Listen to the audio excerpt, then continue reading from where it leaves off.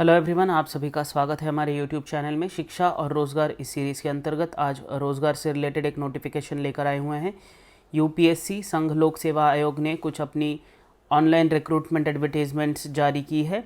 Direct recruitment होगा, यहाँ पर कोई एग्ज़ाम नहीं होगा, इंटरव्यूज़ के ज़रिए आपका रिक्रूटमेंट किया जाएगा परमानेंट पोजीशंस के लिए। आप देख सकते हैं ये आपके स्क्रीन पर यूपीएससी की ऑफिशियल वेबसाइट है। यहाँ पर आपको आना है। यहाँ पर आने के बाद में आप देखेंगे रिक्रूटमेंट सेक्शन में advertisements, online application for lateral recruitment और ऑनलाइन रिक्रूटमेंट एप्लीकेशन। तो आपको ये ऑनलाइन रिक्रूटमेंट एप्लीकेशन है, इसके ऊपर क्लिक करना है, या फिर यहाँ पर व्हाट्स न्यू के अंतर्गत आपको दिखेगा एडवर्टाइजमेंट नंबर 9 जो रन हो रहा है, या फिर आप यहाँ पर भी डायरेक्टली क्लिक कर सकते हैं। आपके सामने ये जो लेटेस्ट एडवर्टाइजमेंट है वो खुल जाएगा और यहाँ पर देखिए आप एडवर्टाइजमेंट नंबर 9, इसके ऊपर आपको क्लिक करना है। ये एडवर्टाइजमेंट डॉक्यूमेंट फॉर्म में आपके सामने खुलेगा पीडीएफ में। तो इसके ऊपर क्लिक करोगे तो ये आपको वैकेंसी की सारी डिटेल्स दिख जाएंगी। तो यहाँ पर पहली सबसे वैकेंसीज़ है, 3 वैकेंसीज़ है। Assistant director central fertiliser quality control and training institute Faridabad के अंतर्गत, ये department of agriculture, ministry of agriculture and farmers welfare के अंतर्गत आएगा। यहाँ पर आप देख सकते हैं एक वैकेंसी ओबीसी के लिए रिजर्व्ड है और 2 अनरिजर्व्ड के लिए है। एक पीडब्ल्यूडी के लिए भी उन्होंने वैकेंसी को रखा हुआ है।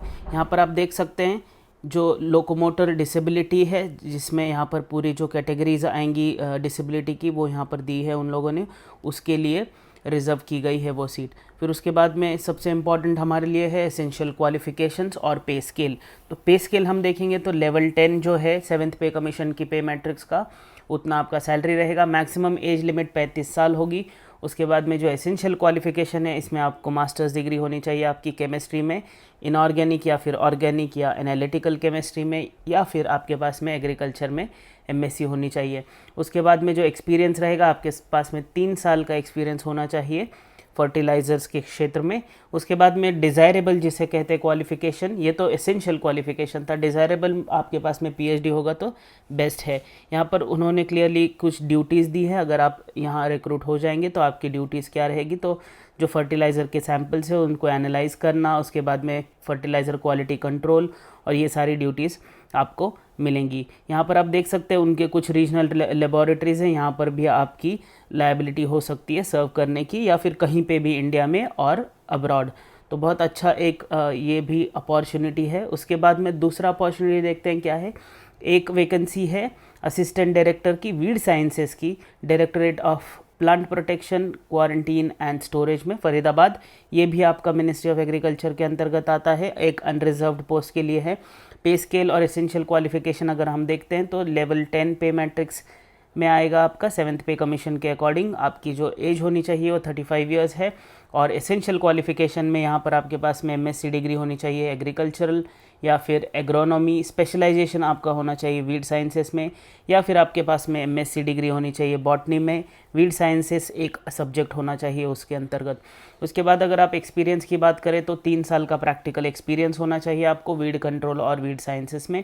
उसके बाद में डिज़ायरेबल जो क्वालिफ़िकेशन है, तो ऑब्वियसली डॉक्टरेट एक डिज़ायरेबल क्वालिफ़िकेशन यहाँ पर मांग रहे हैं वो लोग। यहाँ पर आप देखेंगे तो आपकी जो ड्यूटीज़ है, तो यहाँ पर क्लियरली मेंशन किया आपकी ड्यूटीज़ होगी quarantine inspection, treatment of plants, plant material, contamination, weed seed, ये सारी चीज़ें आपको आपके ड्यूटीज़ के अंतर्गत आएगी। आपकी जो पोस्टिंग होगी वो फरीदाबाद हरियाणा और एनीवेयर इन इंडिया, क्योंकि ये ऑल इंडिया सर्विस है तो आप कहीं पे भी भारत में आपकी पोस्टिंग हो सकती है। उसके बाद जो थर्ड अपॉर्चुनिटी है वो है 8 वैकेंसीज़ हैं यहाँ पर रिसर्च ऑफिसर इम्प्लीमेंटेशन की है। यहाँ पर regional implementation offices, department of official language जो मिनिस्ट्री ऑफ होम अफेयर्स के अंतर्गत आता है उसके लिए है। एक वैकेंसी एससी के लिए है, ओबीसी के लिए 2 वैकेंसीज़ हैं, अनरिजर्व्ड के लिए 5। इसमें से एक वैकेंसी पीडब्ल्यूडी के लिए भी आरक्षित की गई है। यहाँ पर आप देख सकते हैं जो डिसेबिलिटी के क्राइटेरियाज दिए हैं यहाँ पर, तो वो इन्हीं डिसेबिलिटीज़ के लिए एप्लीकेबल रहेगा। आपका जो पे लेवल रहेगा वो पे लेवल 7 में रहेगा। पे मैट्रिक 7 पे कमीशन की आपकी जो मैक्सिमम एज होनी चाहिए वो 30 साल की है। ग्रुप बी गैजेटेड सर्विस है ये। उसके बाद में यहाँ पर कुछ एसेंशियल क्वालिफिकेशन देख लेते हैं। आपके पास मास्टर्स डिग्री होनी चाहिए यूनिवर्सिटी में हिंदी में with English as a compulsory और इलेक्टिव सब्जेक्ट। यहाँ पर आप देख सकते हैं कि आपकी जो इलेक्टिव सब्जेक्ट या फिर मीडियम ऑफ एग्जामिनेशन इंग्लिश होनी चाहिए। उसके बाद में जो दूसरा क्वालिफ़िकेशन का बात है वो है मास्टर्स डिग्री होनी चाहिए आपके पास में इंग्लिश में, और हिंदी आपका एक कंपलसरी या फिर इलेक्टिव सब्जेक्ट होना चाहिए, और मीडियम आपका हिंदी होगा तो भी चलेगा। तो यहाँ पर ये इस पोस्ट के लिए एजुकेशनल क्वालिफ़िकेशन के बारे में बातें थी। यहाँ पर आप देख सकते हैं जो ड्यूटीज़ रहेगी आपकी वो क्लियरली यहाँ पर मेंशन की गई है उन्होंने। उसके बाद में एज क्वालिफ़िकेशन और ये दो चीज़ें हमने देख ली है। यहाँ पर आपकी जो एम्प्लॉयमेंट की कंडीशंस रहेंगी तो आपको एनीवेयर इन इंडिया आपको सर्व करने का मौका मिलेगा। दिल्ली, गाज़ियाबाद, भोपाल, मुंबई, कोलकाता, गुवाहाटी, बेंगलोर और कोची, तो ये रीजनल ऑफिसेज है उनके, यहाँ पर आप सर्व करने का मौका मिलेगा, और उनका हेडक्वार्टर जो है वो नई दिल्ली में है। उसके बाद में आप देखते हैं फोर्थ वाली वैकेंसी क्या है। फोर्थ वाली जो अपॉर्चुनिटी है इसमें 34 वैकेंसीज़ है senior grade of Indian information service, जो मिनिस्ट्री ऑफ इंफॉर्मेशन और ब्रॉडकास्टिंग के अंतर्गत आता है। यहाँ पर 4 वैकेंसीज एससी के लिए है, 2 वैकेंसीज एसटी के लिए, 8 वैकेंसीज ओबीसी के लिए, ईडब्ल्यूएस के लिए 3 है और अनरिजर्व्ड की 17 है। यहाँ पर जो पीडब्ल्यूडी कैंडिडेट्स के लिए 2 वैकेंसीज़ आरक्षित की गई हैं। यहाँ पर डिसेबिलिटी के उन्होंने जो बेंचमार्क डिसेबिलिटी है उसका पूरा कैटेगरी दिया हुआ है, तो आप वो इंडिविजुअली पढ़ सकते हैं। यहाँ पर आप देखिए लैंग्वेजेस के बेसिस पे इंग्लिश में 3, हिंदी में 9, पंजाबी में 3, तेलुगु 5, ओरिया 3, बंगाली में 1, मराठी में 5 है, गुजराती में 1, असमी में 2, मणिपुरी में 2। तो ये है। यहाँ पर अगर आप एसेंशियल क्वालिफ़िकेशन देखेंगे तो आपके पास में डिग्री होनी चाहिए रिकॉग्नाइज यूनिवर्सिटी से, या फिर आपके पास में डिप्लोमा या post graduate diploma journalism, mass communication, इन सब चीज़ों में होना चाहिए। और यहाँ पर बहुत इंपॉर्टेंट बोल्ड लेटर्स में लिखा है कैंडिडेट्स मस्ट हैव, ये आपका अनिवार्य है ये चीज़, must have studied concern Indian language up to 10th class. आपने 10th क्लास तक वो इंडियन लैंग्वेज जो आपको यहाँ पर मैंने लिस्ट दिया है ऊपर, ये आपने इसमें से एक इंडियन लैंग्वेज अगर आप उस कैटेगरी के लिए अप्लाई कर रहे हो तो आपने पढ़ी होनी चाहिए 10वीं क्लास तक। यहाँ पर आप देख सकते हैं ग्रुप बी गैजेटेड सर्विस है ये। उसके बाद में आपको जो ये पूरे जितने भी पोजीशंस की हमने बात की है इन सब के लिए आपको ऑनलाइन रिक्रूटमेंट एप्लीकेशन डायरेक्टली भरना है आपको। यहाँ पर आप देख सकते हैं इस पोजीशन के लिए जो एक्सपीरियंस रिक्वायरमेंट है, जर्नलिस्टिक या पब्लिसिटी या public relations work, government department या फिर कोई भी ऑटोनॉमस एजेंसी, न्यूज़पेपर एजेंसी, इसमें 2 साल का आपके पास में एक्सपीरियंस होगा तो अच्छी बात है। यहाँ पर कुछ ड्यूटीज़ दी है। आपका हेडक्वार्टर इस पोजीशन के लिए नई दिल्ली में रहेगा, और आप कहीं पे भी ऑल इंडिया सर्विस होने की वजह से आप कहीं पे भी सर्व करने के लिए इंडिया में रेडी होने चाहिए। यहाँ पर आप देख सकते हैं जो ये पोजीशन है, यहाँ पर इस पोजीशन के लिए आपको डायरेक्ट रिक्रूटमेंट है, तो इसका एग्जामिनेशन नहीं होगा, यहाँ पर डायरेक्टली आपके लिए इंटरव्यूज़ खुलेंगी। यहाँ पर आप क्लोजिंग डेट देख सकते हैं, क्लोजिंग डेट दिया है यहाँ पर उन्होंने 12 अगस्त 2021, और 13 अगस्त तक आपने जो एप्लीकेशन भरा है उसको आप प्रिंट कर सकते हैं। उसके बाद में यहाँ पर कुछ इंपॉर्टेंट नोट्स दिए हुए हैं कैंडिडेट्स के लिए जो इंडिविजुअली आप पढ़ सकते हैं। मैं यहाँ पर आपको लिंक में मैं दे दूँगा डिस्क्रिप्शन में, तो आप वहाँ पर जाके देख सकते हैं ये पूरा रिक्रूटमेंट का नोटिफिकेशन। यहाँ पर कुछ एज रिलैक्सेशन भी दिया गया है, 5 इयर्स का SC/ST के लिए, 3 इयर्स का OBC के लिए।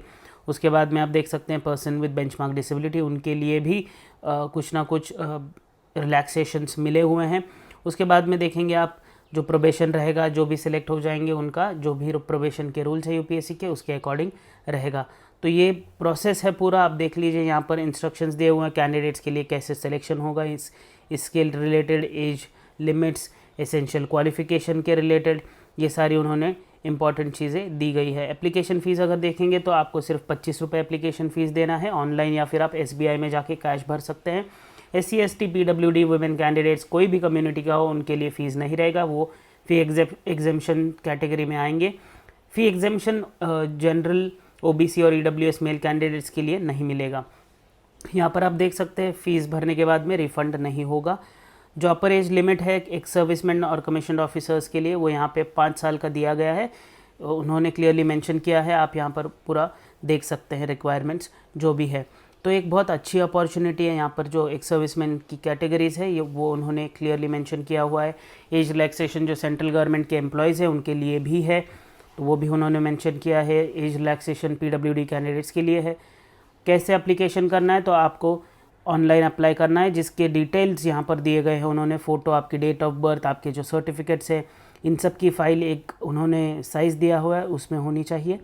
यहाँ पर आप देख सकते हैं ये डिटेल्स क्लियरली मेंशन किए गए हैं, वो आप पढ़िए, आपको मैं लिंक दे दूँगा डिस्क्रिप्शन में। तो जल्द से जल्द अप्लाई कीजिए, बहुत अच्छी अपॉर्चुनिटी है। सारी परमानेंट पोजीशंस के लिए है। हमारी शुभकामनाएं आपके साथ हैं। धन्यवाद।